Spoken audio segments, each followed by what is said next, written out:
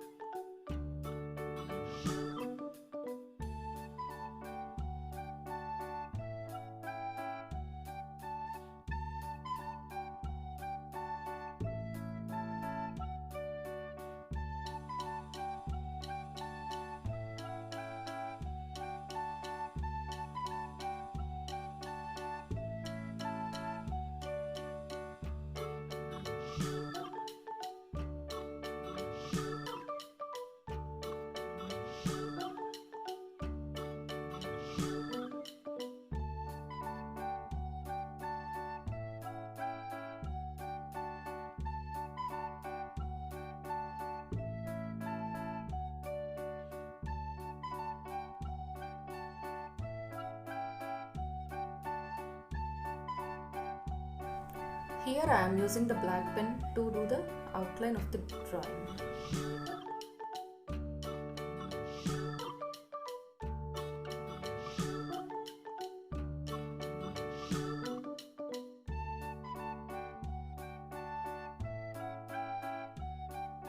Here I am using the normal 12 color pencil set for this coloring.